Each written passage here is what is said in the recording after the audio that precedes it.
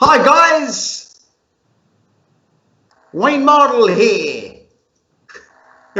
This is something that I don't do that often, I have to say. But look, you're all joining us from everywhere during this real awkward, funny time. It really is. So what we thought we'd do is just do something different. Just have a chat with you, basically, about darts. We love darts. I hope you've all paid your respects to the NHS workers and all those on the front line, all those making a difference. And to anyone that's having to go to work, well done. I doff my cap to you because it's difficult out there. This is just going to be, look, who knows how long this is going to be, but we're going to have some fun. We really are. Now, I cannot be trusted, apparently, to run something on my own. So I need a wingman. And that wingman is Josh Green. Josh, how you doing, my man? Evening, Wayne. Not so bad yourself? Yeah, I'm all right. I'm all right. I've got a bit of a funny back today. I was moving a table around, making room for all this behind me. By the way, there's no product placement here whatsoever. This is just the way it sits. If you can see dart cases and darts and shirts and ultimate darts cards, it's just the way it is. It's just the way it is. How you been, my man? Excellent. I mean, playing plenty of darts, not improving too much. Still the 60 averages as usual, but playing darts nonetheless. So you sound like me. I mean, yeah, we'll have a game sometime, Wayne. We'll have a game. Yeah, definitely. Right. The first thing I want to do is I've got Twitter. I've got it at hand. So if anyone wants to ask a question, it has to be hashtag Hawaii501 live. And then you can ask me absolutely anything, whether you get an answer or not on said question, because I've had some ridiculous ones. How much wood would a woodchuck chuck if a woodchuck would chuck? What on earth? Come on now. Come on now. Who's just watched the, Josh, did you just watch the Phil Taylor Mikuru Suzuki game? I certainly did, and a fantastic spectacle as well. Phil hitting plenty of treble fives, as you mentioned me before we started, and Mikuru as well. I mean, what a talent she is. We know how good she is, and she really gave the power of game there, didn't she?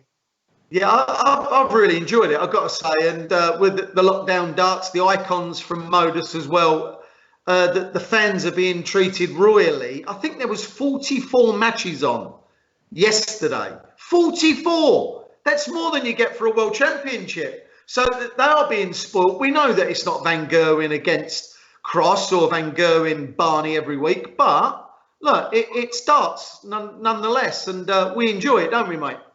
We do indeed. I mean, so many sports are lacking that live coverage or any coverage at all at the moment. So I think really darts is in a much better place than many sports would. You mentioned the Modus stream, Remote Darts League, obviously the PDC home tour. There's so much content to watch, and to be honest, we're probably getting as much, if not more, darts than we would be usually. Yeah, it's mad. It really is. I'm just getting the YouTube up because there's loads of people kind of logging on now, which is great.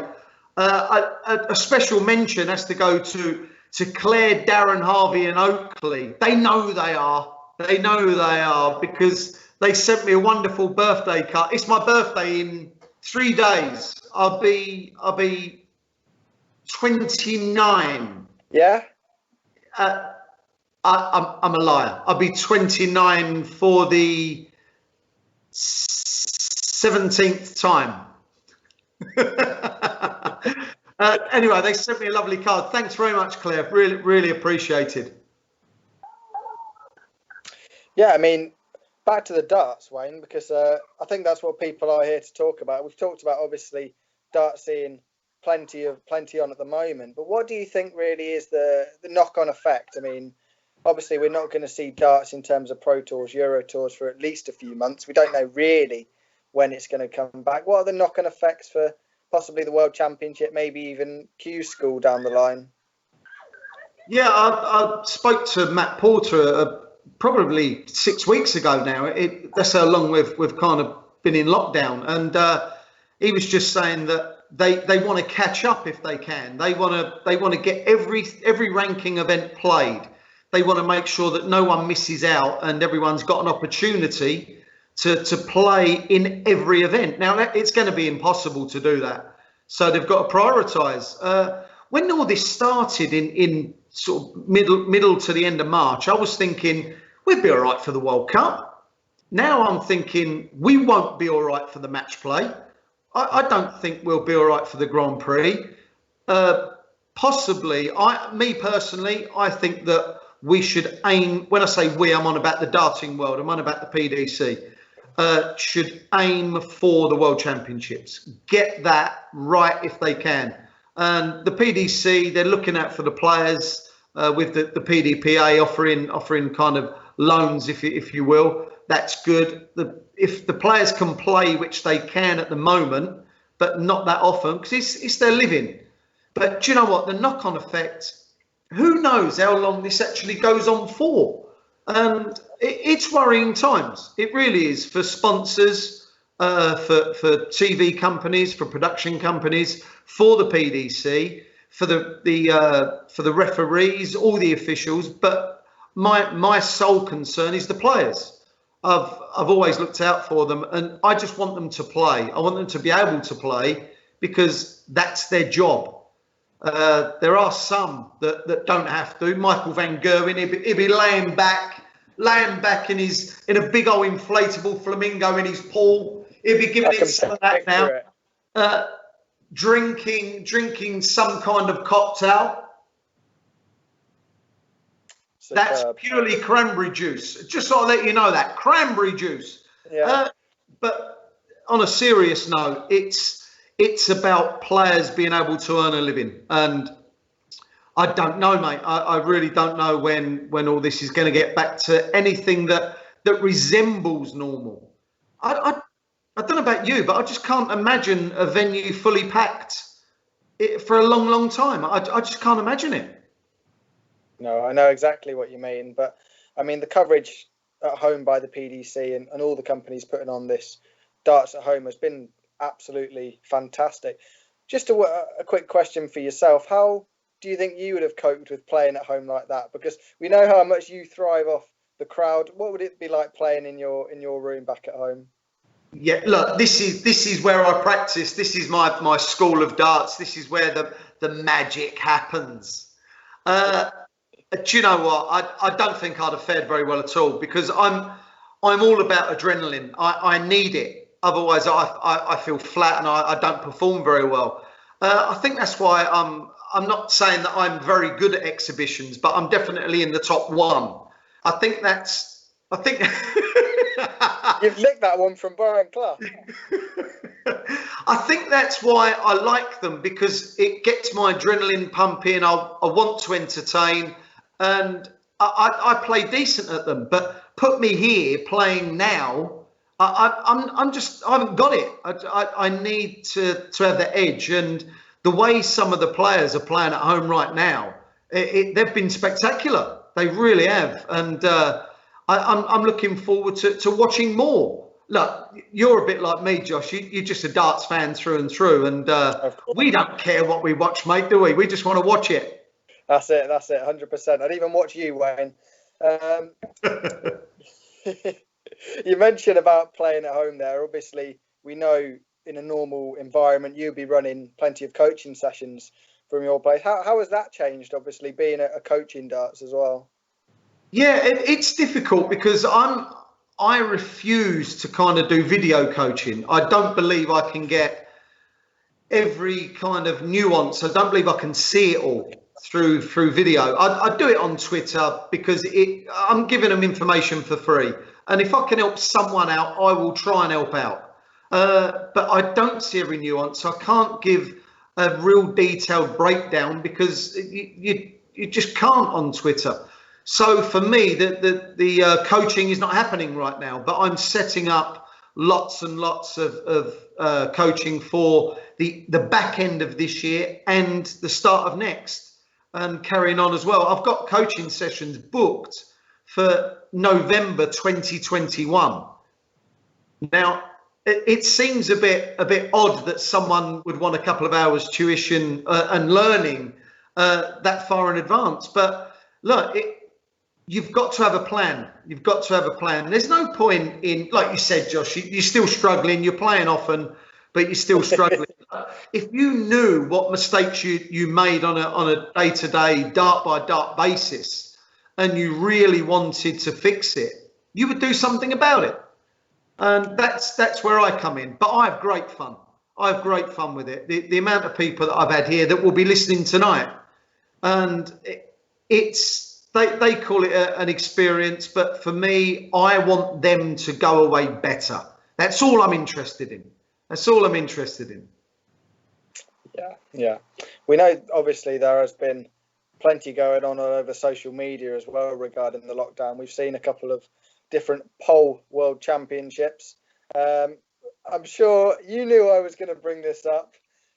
Wayne Mardle is now a world champion. I'm not quite sure how it's happened. I mean, where did that even come from, Wayne? Well, it was kind of magnificent, wasn't it? I am the official walk-on world champion. Look, it was a bit of fun, and the PDC realised pretty quickly, like they did with the darts, let's get something going. And look, it was a Twitter poll. Basically, as Rod Studd said, he went, you need to mobilise your fans. You need to mobilise. I mobilised them. Team Mardle, as they've become affectionately known, because they really are a team. Without them, I'm not. Hold on. I'm not a walk-on world champion. Walk-on world champion. Look at that. Anyway. Without them, it's never going to happen. But this is Twitter. It should be fun that way. And what they're doing now is a World Cup of World Championship of shirts. Yeah, that's the one. I can't lose. No, you can't lose. Possible for me to lose. Your only competitor is that Brendan Dolan shirt. Sorry? Your only competitor is the old Brendan Dolan shirt. That is a stinker, isn't it? It's hideous. I don't. Do you know the story behind it? I don't. I don't know the story, but I'm sure there is one. You sound so excited. I mean, how can you get excited by a shirt that looks like that? Right, I'll tell you what I do want to do, Josh. I just want to read out one question from Jonathan Evans, who tweeted me. What is your target after Q School? Jonathan, shut your face. It's not happening. Q School is no, it's not going to happen. And I just want to put it out there yet again for the 723rd time. There is no comeback. I'm not very good under pressure. In fact, when I'm not under pressure, I'm not very good. I don't want to play competitively. All right? Have you got it? Yeah? Good. Talking about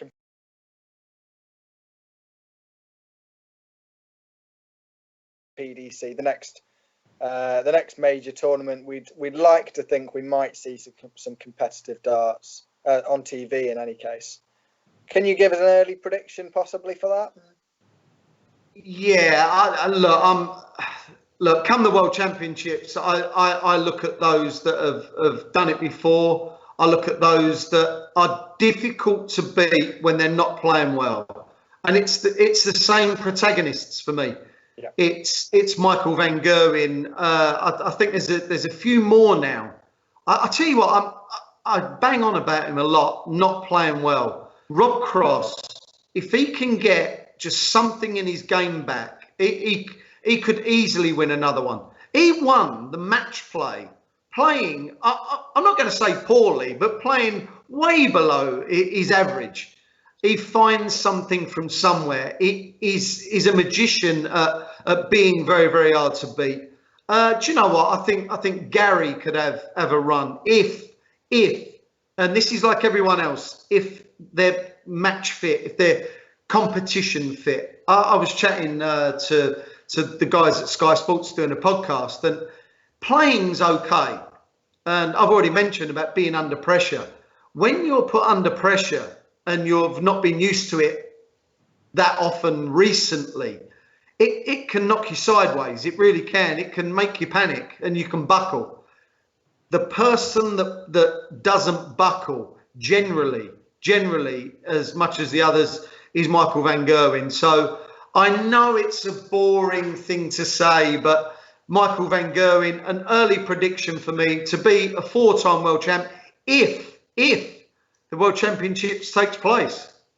Yeah, of course. It still baffles me that Michael's still only a 3-time world champion with the amount he's been playing. We'll just take a couple of quick questions from your Twitter. I've got a couple up on here now. One from Michael Rhodes. What's the best match you've commentated so far as a pundit and commentator in your career? Wow, I do revert to this one quite a bit, and it's the 2013 Grand Slam semi-final. Phil Taylor takes on Adrian Lewis. The thing that it wasn't an exciting game because Phil ended up winning 8 legs on the bounce, and I think he won 16-9 or 16-8. But Adrian Lewis at 8-all was averaging 110. He lost 8 legs on the bounce and still averaged 110. His average didn't drop at all. And it was one of those games where me and Rod Studd in commentary, we just loved it. There was 180s flying in from all over the place. And I don't know if you remember rightly, it was literally laughable. Oh, it was. It was. Well, I think lots of matches are laughable when you're in the commentary box, Wayne. But thanks for that. no problem. No problem at all. We'll pick one more from Twitter. Darren Barnard on Twitter says, "Who do you think will be the next new world champion?" Again, I've been touting this name for longer than anyone. I'll add. When he was getting beat first round of match plays and stuff, I was saying that this man will win a lot. This man will be world champ, and I've not changed my mind. Michael Smith is still the best player, in my opinion, right now, to not have lifted something huge. Him and Chizzy is a little less consistent than Michael Smith, but he's certainly got the game as well. One of those two, or maybe the pair of them, in 2 years' time, we'll have a conversation. It'll be, oh look, they won it back to back. Chizzy first, Michael Smith second. You could, well, St Helens would be happy about that, wouldn't they? Yeah, wouldn't they just? I'm sure Pikey would be loving it. What else have we got here? We'll just go quickly back to me. I've got a couple more I'd like to ask you while we're here. Okay, mate. I mean, darts at the moment, players are playing an awful lot at home, as we know, the professionals. There'll be some that are putting in much more practice than they usually do. And I imagine there's some back home that aren't putting any practice in at all.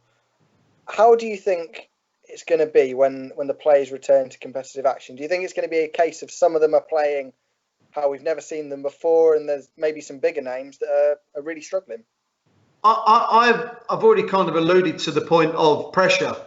Whoever handles the pressure coming back, because it will be like a new start. And don't forget, I'm not 100% sure what is happening with the rankings as well. I know that they've been put on hold for now, but people will always have a side glance at the rankings to see what they're doing, what they've got to protect and everything else. But it's going to be those that can handle it. Because, like I said, when you're not under pressure and you haven't been for a while, which they haven't been, and whilst the tours at home, the lockdown darts, the icons is a great concept. It really is. It's brilliant, working really well. It's not the same as playing in a ranked event, having to play maybe for your mortgage, but for your ranking, for an invite into another event. Whoever handles the pressure will be the ones. I've been listening to a lot of what Glenn Durrant's been saying. He was on yesterday. He was playing yesterday, and he was enjoying himself. He's putting in some hours on the board, and he's kind of opening up on Twitter, just talking about what he's doing. And do you know what? People that that are willing to put in the hard work. It doesn't mean they're going to come out firing on all cylinders, but I think, like every case, put the hard work in. You'll get something out. Yeah, and with obviously playing darts at home as they are now, I think in many ways it's quite similar to a pro tour environment. I mean, obviously not having any fans there, the silence around the area. I'm sure it's pretty similar, at least for the players, in terms of environment playing in that sort of way. Yeah, I agree with you. Getting heckled by the missus. Come on now, the tea's ready. Come on, get him done with you. Get him finished. Yeah, you can imagine all that. There was Steve Beaton was playing the other night, and he just kind of went missing for about 3 minutes. I'm absolutely certain he just thought to himself, I'm going to make a cup of tea. I fancy it. I fancy a tea. Or Nanette was giving it, Steve, put the bins out. Put the bins out, Steve. And I just think that kind of goes on. That makes them relaxed. It does make them relaxed. But look, when all is said and done and they come back, and it's going to be intriguing though, isn't it? No, we don't know, do we? We're experts. I'm the most knowledgeable expert in the world. Of course. No. But we're all kind of guessing somewhat. But I really do believe that those that work hard at their game deserve something out of it. And it's not always the case, but let's wait and see. Yeah. I'll take a couple of quick questions from the YouTube comments as well. Were you all having a sip of your cranberry juice? Just cranberry? Just cranberry, of course. We've seen on the Modus live streams, David Evans. He's a name that I think many people wouldn't have been particularly familiar with before the lockdown period. Obviously did make the BDO World Championship quarterfinals, but his performances out of everybody we've seen over the last couple of months, I think have been really, really excellent. And that's from Tony D180 on YouTube. Yeah, it's funny that Tony should mention David Evans, because as you know, Rod Studd and I, we like a punt on the darts, especially Rod. And I said to him, this was last July or August, I said, I'm backing David Evans to win the BDO World Championship. And he said, who's that? I've never heard of him. I said, you will. I said, he's a brilliant player. He was unlucky to get beat in the end, to be honest. He got out of trouble one game, but then he was unlucky to get beat. But since then, he has come on leaps and bounds. He really has. And I fully expect him to win the BDO World Championships if it goes ahead, if something happens, just if he plays in it. I don't know what's going to happen with him, but he's such a talented individual with an excellent throw, I might add. Yeah, I completely agree with you there. He's a really nice bloke as well, and a superb darts player. Another player I do want to quickly quiz you about is Corey Cadby.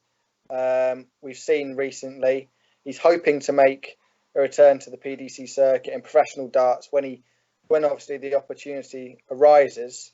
We've seen what talent he's got in the World Series, of course, UK Open final. How can you see a player like Corey competing on the PDC in years to come, maybe? Well, I think what he's got to do first, and just cast your mind back to when he first come on the scene. He was this kind of quick fire player that would give it the big, and he wouldn't care about anyone. And then he signed kind of deals with whoever it was, left, right, and centre. He had management, sponsorship deals. It was like he wanted it, but didn't know how to handle it. Yeah. He needs to be in a one-to-one situation with a manager, in my opinion. And this is not knocking Mac Elkin at all, who's got other players. I just think Corey Cadby needs someone to put their hand on his shoulder and give it, right, pal, this is what we're going to do. You're going to live here. I'm going to give you a wage every week. You're going to live by that. You're going to do it right. You're going to give yourself every opportunity to become the darting superstar that you should be. Unfortunately, Corey Cadby is not the type of individual to be told what to do. And he's going to have to overcome that and knuckle down. it's easy to knuckle down for a couple of months. It's when the going gets tough. It's when you start losing first round in Barnsley to, I'm not going to name any names because it would be like I'm victimising someone. Then you roll up the following day, you get beat again. The next week you go to Wigan, you get beat again. People saying you're finished. And it hurts. He's going to have to deal with that. And he's going to have to change. He's going to have to change and just think, right, I'm going to work hard and make a living as a professional darts player because he's so good. But first off, he's got to go back to basics. Play that quick fire game. Don't start shouting because the other guy's shouting. Play your own game.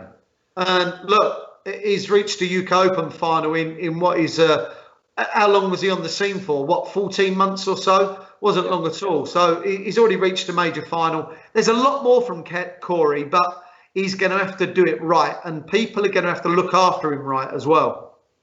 Yeah, I completely agree with you, Wayne. I mean, that's all we've got on Twitter. Are there any questions that you've... Yeah, we've got plenty of tweets coming in, Wayne. I'll tell you what, I've got absolutely loads here. Some people, what is wrong with you?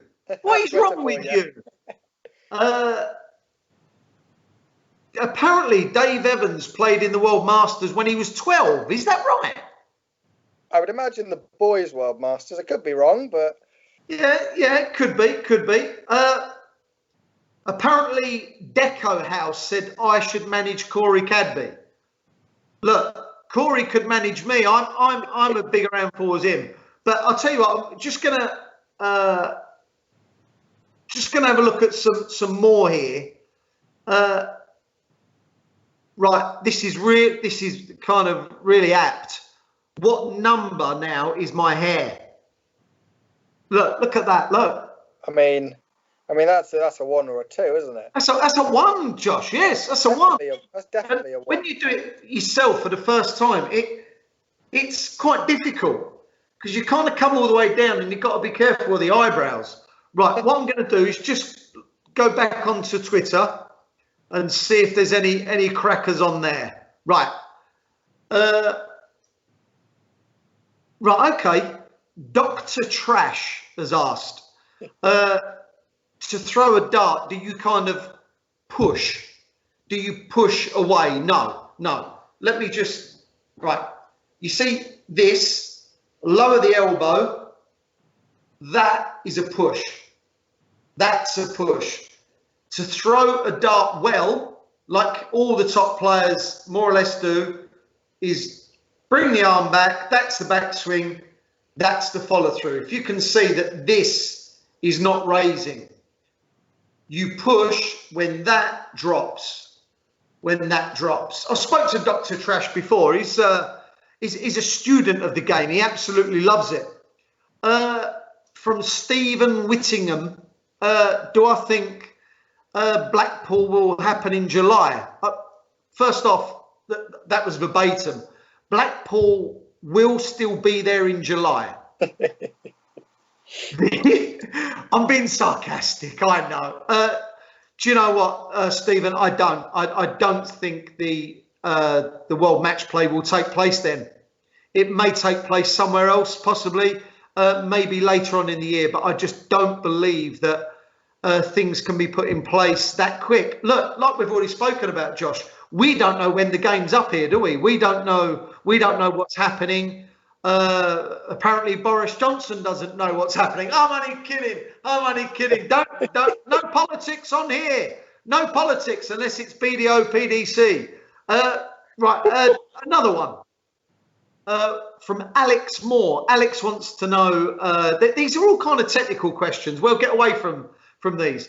How do you go about combat re-gripping the dart?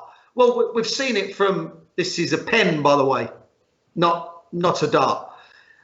Nathan Aspinall kind of spins it into place and sometimes has to re-grip.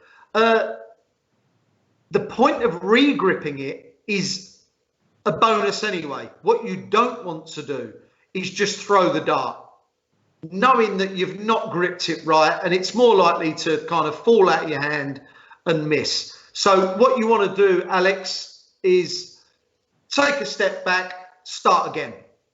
That would be the professional thing to do. That really would.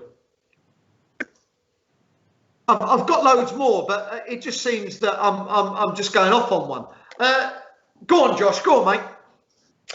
I mean, there's plenty over here on Twitter that I can see. I mean, people asking when your comeback is, but you've already addressed that, as we know.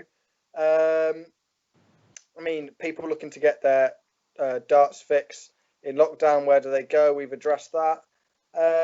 What they could do instead of getting your darts fixed or just repointing, you can always just buy a new set.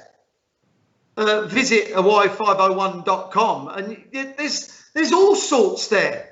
Gold, just darts, silver, bronze, black. What we are doing, because we want to cater for everyone.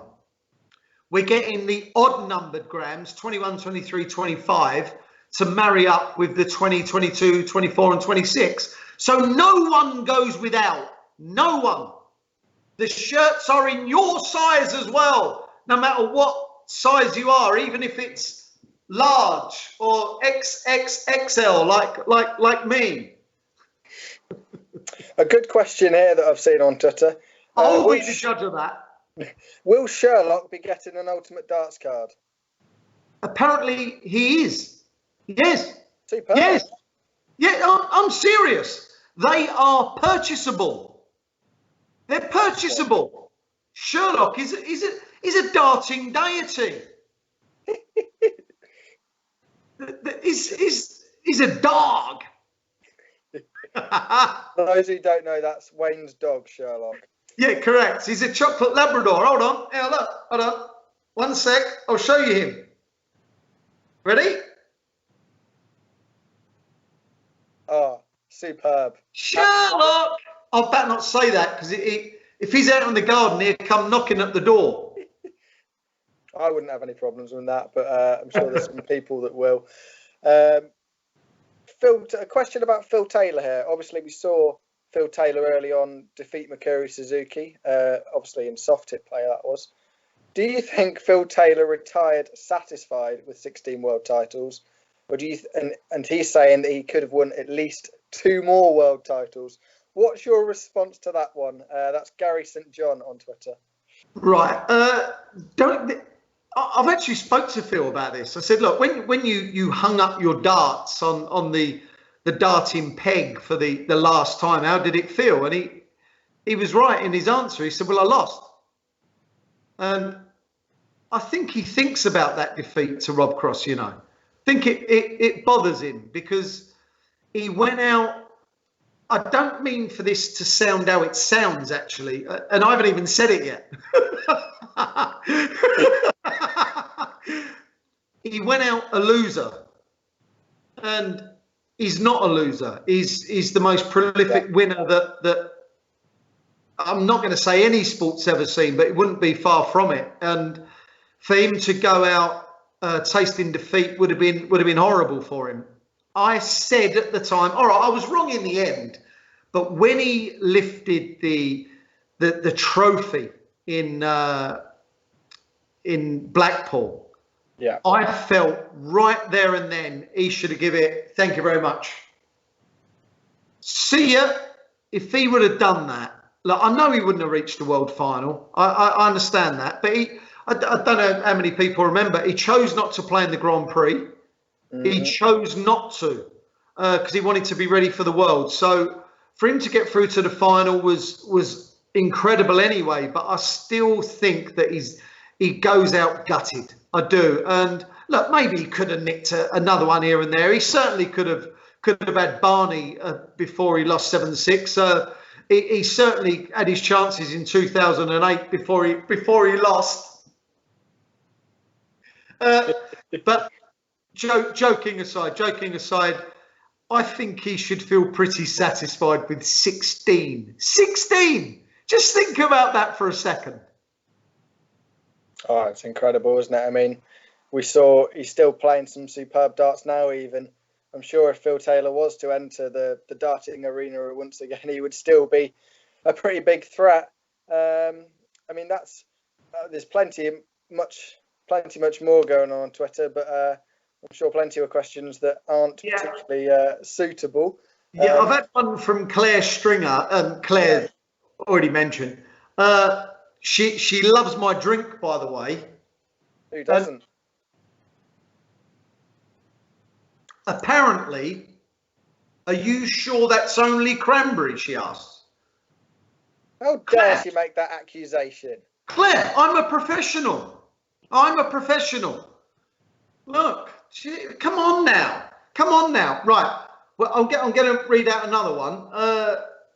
Very nice from Isaac Mayer saying, thanks for going live, and I hope everything is good with my family. And it is. It is, Isaac, and I hope everything's all right with yours and everyone else's too, because look, these really are kind of testing and trying times. And I'm going to get serious for a second. And I'm of a different age to you, Josh. You probably still feel slightly invincible, and you're like, I'll be all right. Even if I get COVID-19, I'll be fine. Well, I'm now of that age, and I've also my situation where my mum and dad live with me, and they're not particularly well. That I have to be careful. I can't mix. So if I do come across as slightly insane, it's because I am. I've been holed up here now this is the start of the 8th week, and it's driving me mad. And I'm surrounded by Hawaii 501 goodies, and I don't even bat an eyelid. It's just normal. It's just normal. What's going on here? I mean, I'll pick out one final question from Twitter, if that's all right with you, Wayne. Yes, mate. And it comes from Majestic Monty, a superb Twitter handle, if I say so myself. If you go back to one game in your life and you think, I should not have done that, what game would it be? Right. Everyone's thinking Kirk Shepherd, semi-final 2008. No, it's not. It's a little story. I'll try to cut it short because it could go on for about an hour and 44 minutes. Right. In the Desert Classic final of 2004, I believe it was, I was playing Phil Taylor in the final, but it was in Las Vegas. And the previous night, because we had to be there at 9 a.m., by the way, because it was for 7 o'clock in the UK. So I had to be there at 9 to play at 12. So it was a real early start. But the night before, I decided to not go to bed, which was a silly thing to do. But I was of that age where I was invincible. You can't stop me. I'm playing well. I couldn't care less whether you feel Taylor or not. You won't be playing well enough, pals. And I was having a drink at a bar, and the bar. I had my shirt on, by the way. I had my Hawaiian garb on, similar to what you can see in the background, and I was slightly inebriated, but not for the match I wasn't. But at this point I was. This is at about 3 a.m, and I'm at this bar till 4, 5, 6, 7, and now people are starting to enter the MGM Grand, and they recognise me. So now they're coming up for autographs and photos. And the barman said, "Who are you?" I said, I'm a dart player. I'm playing in the Grand Garden Arena in a few hours' time. Really? Oh, right. Who are you playing? I told him. And I don't know if it's... Sorry, this is my American accent. It's absolutely ridiculous. Sorry about this. And basically, he said, "I've never heard of Phil Taylor." I said, "Come and watch." I went, "Please, come and watch." And he said, "Can you gamble on this game?" I went, "Yes, you can." He said, "Can I bet on Phil?" I went, "Right, okay. Yes, you can. I'll do that." I'll do that. And he was right to do so. I had no sleep. I was fatigued. And do you know what? And I'm not bragging about losing here. I lost 6 sets to 4, but I beat Phil 22-21 in legs. And I felt I had him. And it was during that game that I made a comeback again. I was 4-0 down, pulled it back to 4-all. And as I pulled it back to 4-all, I've put this out on Twitter a few weeks ago. I give it, Phil, he looked at me. I said, Daddy's back. And as we walked off stage, and I'm thinking, right, I've got him. I'm playing delightfully well here. For me. Well, he comes back on stage, wins the next set 3-0 and gives it, Bud. I look at him straight in his eyes and, Granddad's back. Oh, come on, Phil. Done me up like an absolute kipper. Anyway, I take that previous evening back. I would like to do that again. Look, I might have lost anyway, but the whole point is I didn't give myself much chance of winning, which I did a lot during my career. Give myself no chance of winning. Right, have you got any more, Josh? I mean, I think that's it for now, Wayne. Okay, mate. Right. Well, I'll tell you what I want to do. I hope you don't mind. I just want to chat to everyone that's logged on tonight. I've been looking. There's loads of people that have kind of logged on and heard us just talk darts and the difficult situation that it is right now. But I do want to say, look, I'm not going to do this often, but I'm going to definitely do it again. So I'll keep you posted on Twitter. But I do want to say to absolutely everyone, please abide by the rules, stay safe, keep well. And if we all do that, we can enjoy the darts for years, for decades, for centuries to come. Josh, I want to thank you, pal. You've been a brilliant host. Thank you very much. No problem. Not too hard to keep you in check. Guys, thank you. And by the way, it was Wayne Mardle here.